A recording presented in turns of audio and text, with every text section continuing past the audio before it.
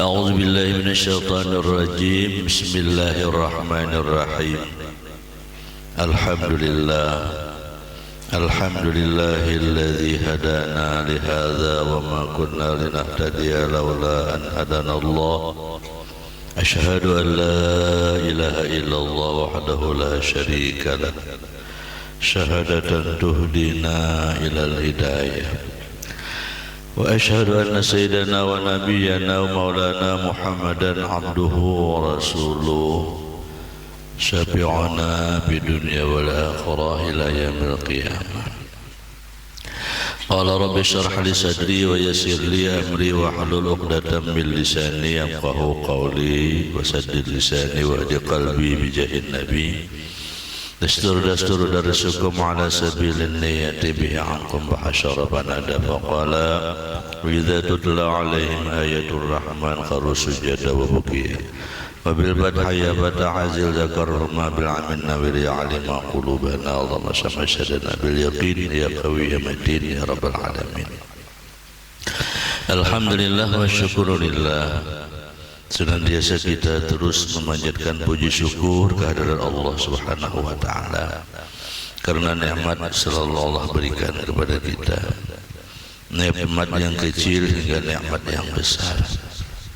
Nikmat yang besar di antaranya adalah Allah berikan hidayah kepada kita, Allah tolongi kita, kita dapat kembali hadir di majlis ilmu, di majlis amal, majlis yang penuh barakah. Mudah-mudahan Allah mengampuni segala dosa-dosa kita, Allah mengampuni dosa kedua orang tua kita dan guru-guru kita, Allah panjangkan umur sehat walafiat dan menjadi sebab Allah luaskan rezeki yang halal lagi banyak lagi berkat, dan Allah golongkan kita bersama-sama orang saleh di dunia dan di akhirat. Amin ya rabbal alamin.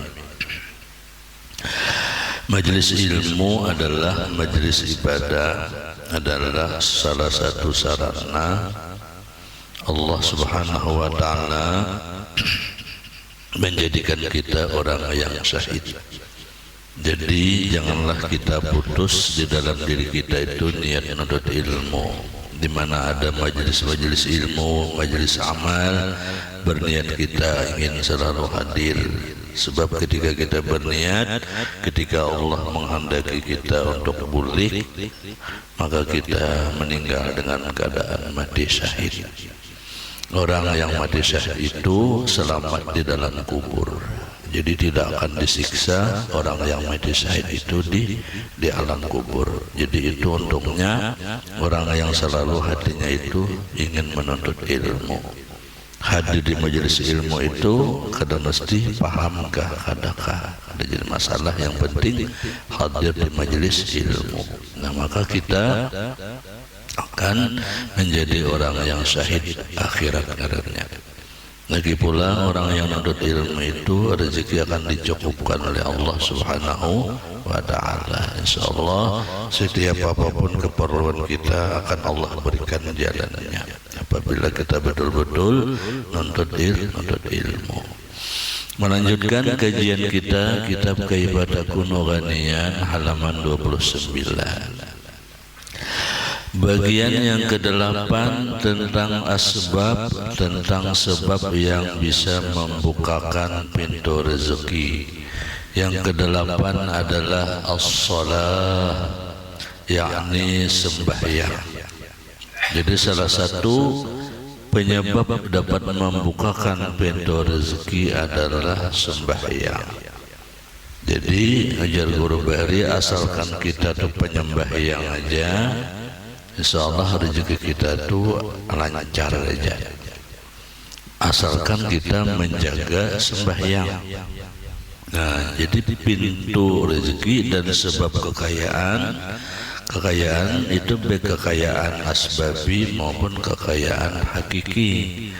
Kekayaan asbabi itu sugih harta melimpah. Kalau kekayaan hakiki itu hati kaya hati. Kada tamak. Jadi kaya itu dua nilainya. Tidak mesti kaya itu dengan mempunyai harta yang banyak, bisa dengan kaya hati. Berapa banyak orang yang kaya hartanya, banyak hartanya, tapi hatinya sempit. Buktinya hatinya sempit, kada mau berbagi. Aku pulakan aja terus dapat ada masukan simpan berbagai kada pas meninggal kesana waris suara. Nah, bikinang mawaris itu anak, tak mawaris itu laki bawanya bebini, tak mawaris bini bawanya belaki. Nah, jadi kan rugi kita. Nah, jadi kaya itu keduanya kita minta kepada Allah, kaya sababi dan kaya hakiki. Nah, salah satu pintunya, asbabnya, pembuka pintunya adalah as-shalah. Apa itu as-shalah? Yakni sembahyang. Idh hiya a'zamul ibadat, yakni paling besar ibadah. Wa afdalut ta'at, dan paling afdal ta'at. Nah, jadi kita bercari itu sesadangnya aja. Maksud sesadangnya itu jangan sampai gara-gara bercari lalu kada sembahyang. Nah, itu luput lah. Lebih baik sembahyang lalu kada bercari daripada bercari tapi kada sembahyang. Andai memilih, gitulah, andai memilih. Nah, makanya sembahyang itu jangan sampai kita tinggalkan.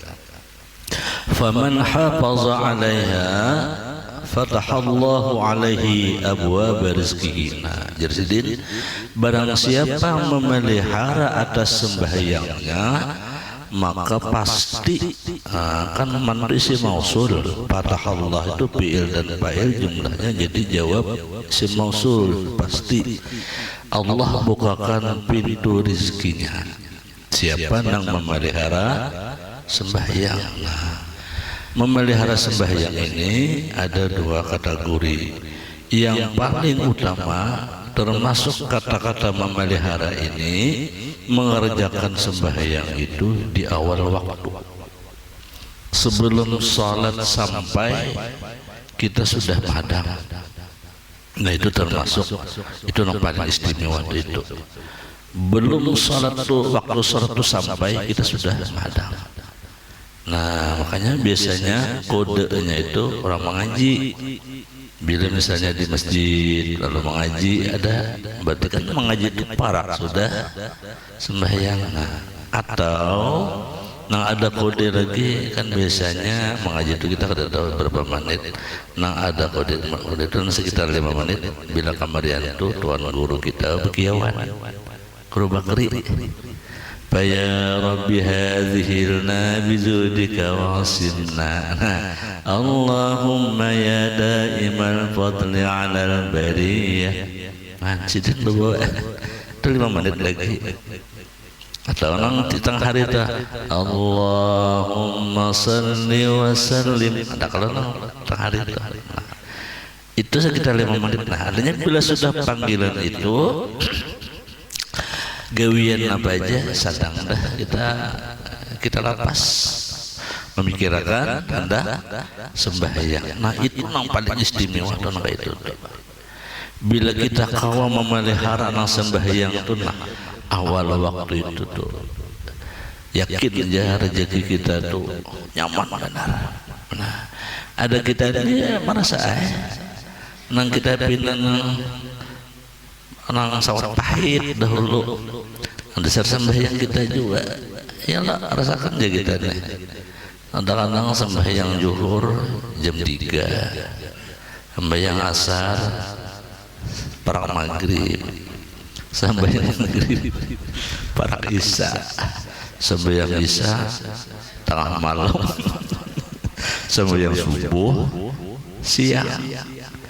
Makanya kita tuh itu Pak. Nah, jadi wajar aja kita tuh, jadi kita sadar kenapa rezeki kono kayak ini. Dasar kita kada pas juga menjaga sembahyang. Cari aja biar orang nang sukses benar. Dasar sembahyang itu nyapian ya Allah dasar.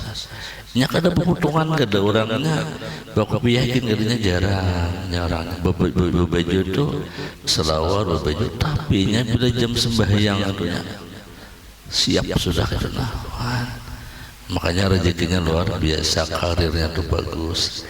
Kita ini makanya kada mau naik itu. Nah itu yang paling hebat amanan buka pintu rezeki menjaga sembahyang di awal waktu. Nah, itu yang paling harap lah mudahan kawam gawin gitu. Nah, amun kada kawam gawin ini ambil nang kategori kedua. Apa kategori kedua? Sembahyang juga walau di akhir waktu. Cuman bila waktu sembahyang itu berniat sampai ada panggilan sembahyang, tapi ini asik ada ngejapai ini apakah digawi? Karena kita begawi ya kalau. Nah, ketika ada panggilan azan di hati berniat ba'azam, ya Allah ulun tuntung akan ini ya Allah, nah hanya ulun sembahyang tuntung akan ini dulu ulun, nah alang-alang. Nah itu cuma ada ketika panggilan azan itu di hati ini sudah ba'azam, bahasa kitanya itu menyahuti panggilan Allah Ta'ala. Zahiriyahnya aja kaum nang azan itu zahiriyahnya aja, hakikatnya Allah memanggil, yuk ya Tuhan sembahyang. Lalu kita di hati bersuara inggih ya Allah sembahyang aja ulun tuntung akan ini dulu. Nah Allah tuh maklum menyahuti ketimbang azan panggilan ada kita ada heran dan lalu menyahuti ada orang bangga. Nah itu sama kuitan bagi anak toh tukarakan bang udah kasih ada mehiran nih orangnya dengar ya ada mehiran nih ada nama mehiran itu toh tukarakan bang bikin bergerak dia nang bazam tadi ya tak tapi kita bergerak mendingan menyahuti ketimbang nang kada menyahuti sama sekali. Nah itu tuh itu nang kedua itulah itu nang rendah itu. Makanya nang sembahyang tapi kaina itu di dalam sembahyang itu awal sholat awal waktu itu keridaan Allah, pertengahan waktu rahmat Allah. Rahmat itu artinya Tuhan sarik tapi sayang masih. Tuhan sarik masih tapi masih sayang ada. Kayak kita juga tuh sarik lawan anak tapi masih ada sayangnya, sarik sayang. Ya, mungkin kayak mengimbit padahal ada sayang. Mengimbit sakit tapi kibitan sayang. Nah, kalau awal tadi ridho Allah Ta'ala. Kalau ridhonya tuh semua Tuhan kuserahkan kepadamu. Nyari ridho tadi. Nang ketiga akhir waktu sembahyang tapi nampak bisa deh zuhur jam 3 sampai 4 para asar para jam 6 para sampai 7 maghrib para isya tengah malam subuh siang. Nah ini namanya afwullah, kemaafan Allah. Dasar aja Tuhan, yuha aku mau ngasih ku maafi ya. Berarti salah kita tuh dah. Anak sembahyang tak, tetapi sudah maaf Allah Ta'ala tuh. Nah, nang kada sing sembahyangan lalu tuh, nani pahit lalu nih. Nah, jika ada kewajiban kayak itu nih, karena gawian nih, ya kan ada orang-orang begawi nang apa namanya tuh, nang digagahi orang. Nang begawi nang digagahi orang, paham lah biar nang digagahi orang. Begawi 4 orang. Kemarin ulun ada penasihatan calon pengantin, ulun sembahyang, jangan sembahyang mereka kadang-kadang aja si kumpang binanya kadang-kadang. Kamu begawi di mana? Ulun begawi di market lah itu nah, kada nyampe kita ngaran marketnya model swalayan ya kalau. Nah, situ Pak aja diberi waktu hanya 15 menit, makan di situ, sembahyang di situ. Bila makan ada sawat sembahyang, bila sembahyang ada sawat makan. Waktunya 15 menit aja, kejamnya atau busnya nih. Maka bila tahu ini ambilnya, begitu itu. Nah jadi gitu aja dah. Guring pang ada jatah guring, ada aja. Begawi bang 2 sip, bila kan nasib siang zuhur lawan asar lawan sembahyang, bila kan nasib malam maghrib lawan isya lawan sembahyang. Nah Jadi kita aja sudah. Yang penting dalam 24 jam itu ada kalau waktu guring, nggih ada aja.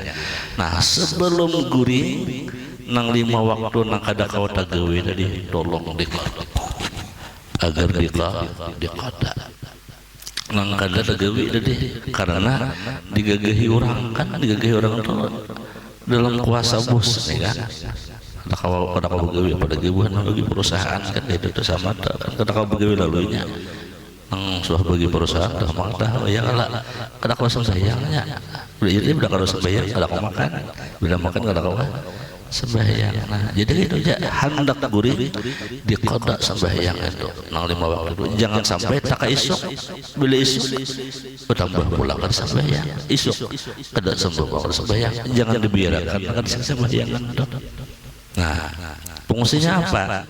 Ketika kita mengqada sembahyang yang kita gawi karena kita memang kada kawa menggawinya karena digagahi orang, di situ kita kesungguhan kita mengqada itu Allah membukakan jalan yang lebih baik daripada itu. Karena Allah berikan jalan usaha yang lebih bagus daripada itu nang sekira kita kawa sembahyang itu kada tinggal.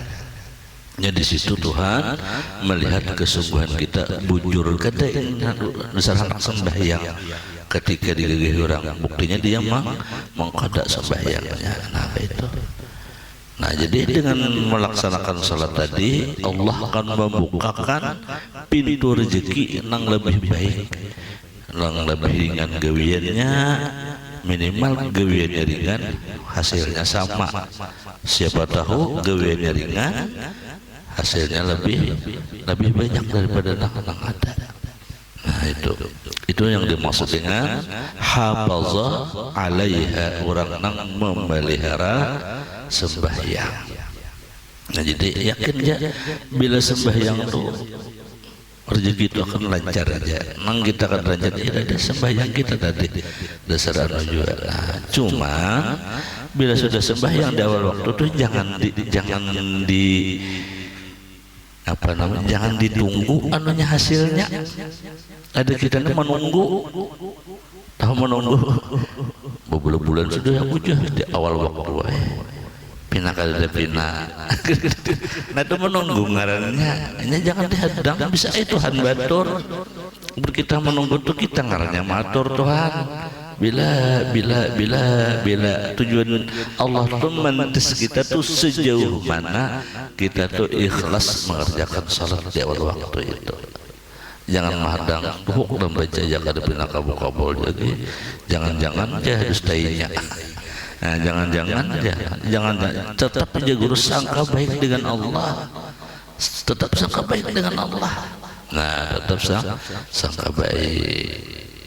Bisa jadi sembahyang kita nak kada pas, bisa jadi sembahyang kita tuh wudunya kah kada pas, sembahyangnya kah kada pas, bacaan Fatihahnya kah kada pas dan sebagainya kan. Makanya semua ibadah-ibadah kita tuh dibujurakan, didengarkan, punya dikontrol lah setiap amal ibadah kita dan jangan sampai seadanya, jangan sampai seadanya diperiksa harus kayak itu tuh.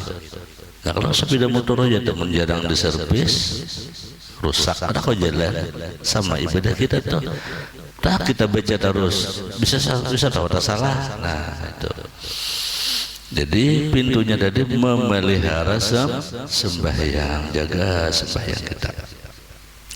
Wa basata lahu bisata fadlihi dan Allah menguraikan meluaskan dengan keluasan karunia-Nya. Dan Allah meluaskan dengan karunia-Nya. Nah, rezeki orang penyembahyang itu bisa rezeki hisi, bisa rezeki maknawi. Di dalam sini ada di dalam kitab manaqib ini ada namanya jalur bahasa Guru Ubah itu namanya menceritakan sebentar lah rizqal asbah wal arwah. Nah rezeki asbah dan rezeki arwah. Asbah ini rezeki di dalam jasad kita, bisa bisi duit, bisi harta, bisi bani, bisi kendaraan, bisi rumah, bisi HP, bisi lamari, bisi buku, macam-macam benda-benda kelihatan nih. Ini namanya rizqan asbah. Rizki yang kedua wal arwah, rezeki roh. Rezeki roh nih. Rezeki roh itu iya nang perasaan.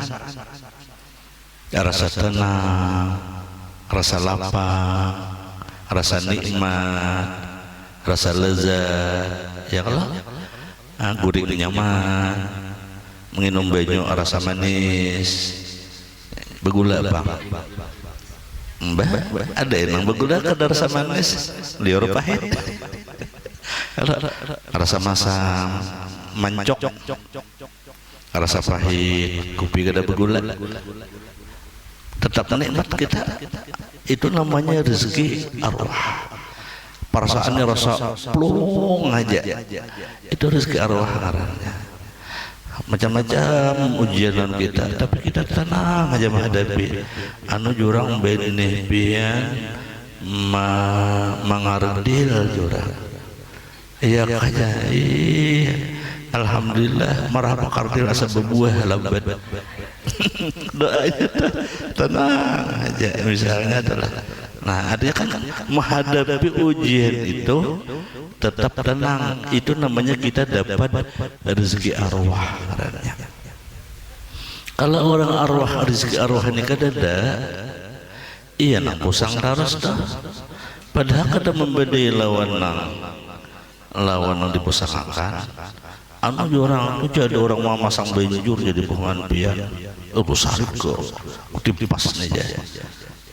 Benjur aja, siapa ada benjur dah ya kalau orang berjalan terjejak benih aja, limpih benihku berapa pun gerang benihnya limpih, anggap sedepak segi empat linak dijejak orang nih gara-gara masang benjur, amannya berbuah sedepak itu berapa balik gerang,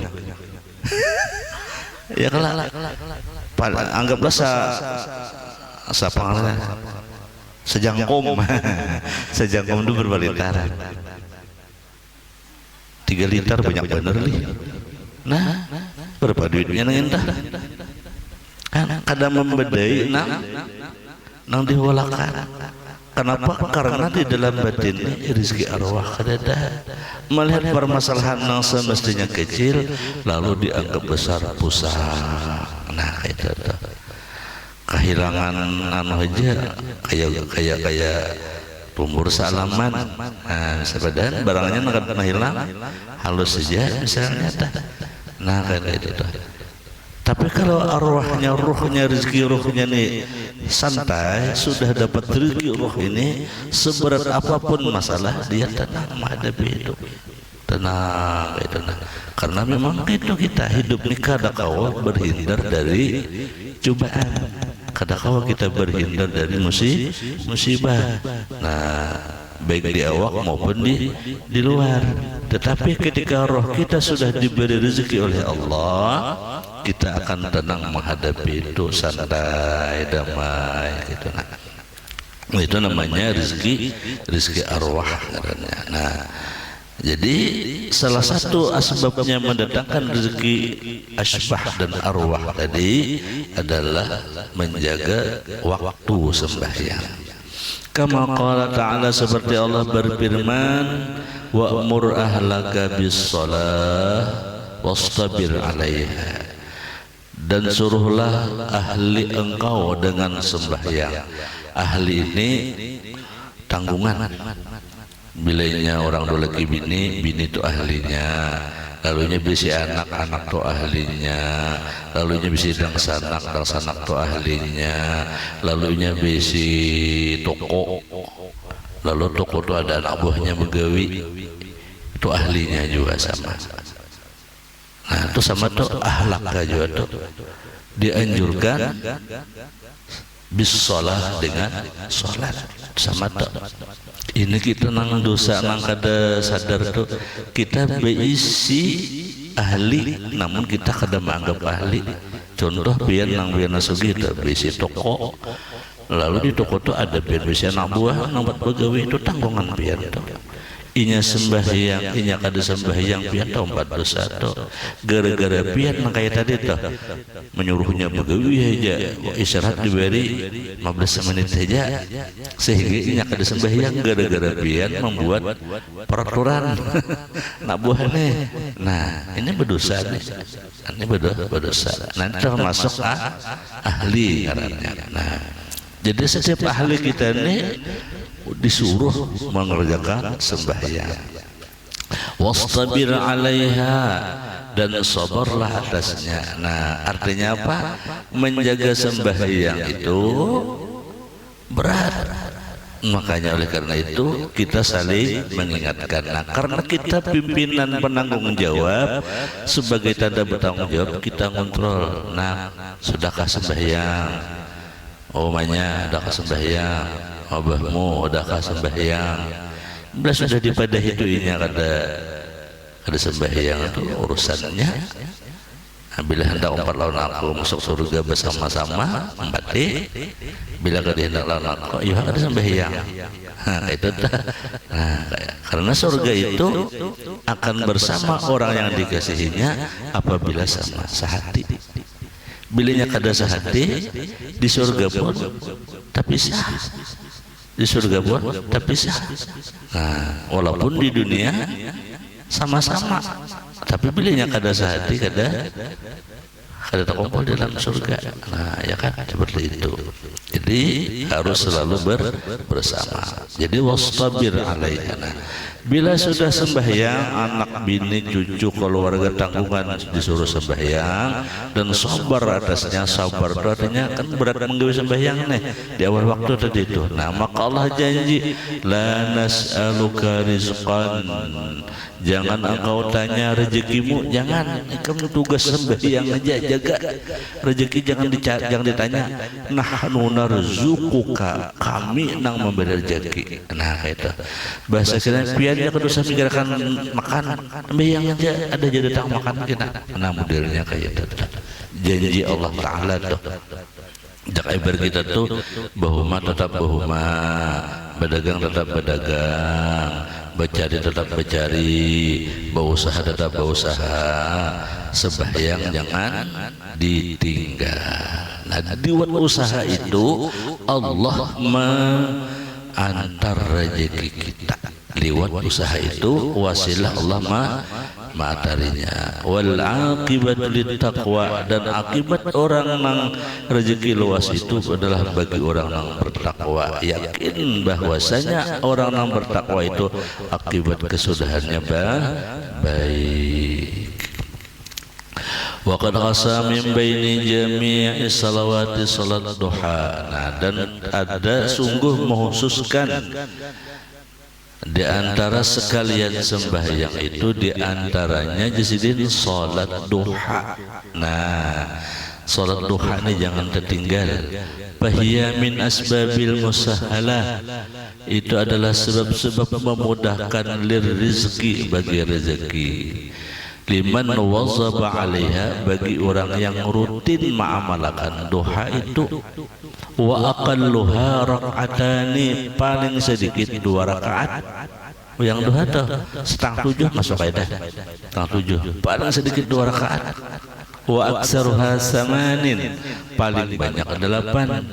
Nah, paling banyak 8. Ini asbab musahalah, baik rezeki asbah maupun rezeki arwah tadi tuh.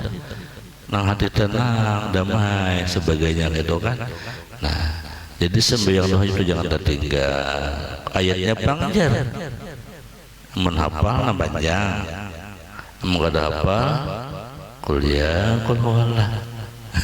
Ayat 2 kul, ayat 2 kuliah kul huwallah. Nah, ada ulama nang bagus benpian lakon menggawi bila 2 rakaat subuh 6:30, punya jam 7, sebelum jam 7 toh salat duha 2 rakaat. Rakaat pertama ayat kursi 10 kali, rakaat kedua surah Al-Ikhlas qul huwallahu ahad sampai habis 10 kali. Tunang bagus benar tuh. Kayaknya jam 9 jam 10 pada waktu hanyar 6 rakaatnya. Nangkul ya kalau Allah tuh. Jadi jumlahnya adalah 8. Itu bagus benar tuh melangkah menggawi nang kayak itu tuh. Nah, semakin banyak tuntutan kita, ajar guru banyak doanya. Kita tuh meminta Allah Ta'ala sebanyak apa, nah kita meminta lawan Tuhan banyak doanya. Amun permintaan kita lawan Tuhan banyak, doanya 2 rakaat.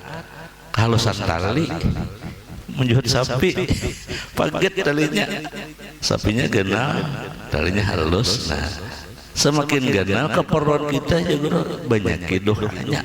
Kayak contoh minimal 2 rakaat tadi tuh. Artinya bila 2 rakaat tuh keperluan kita sedikit aja, minta lawan Tuhan perlu ini perlu itu. Bila banyak lagi ya sih 4 minimal 4. Nah tuh. Yang paling abdal ya 8 tadi. Nah ala Rasulullah itu 2 rakaat jam 7, 6 rakaatnya sekitar jam 9.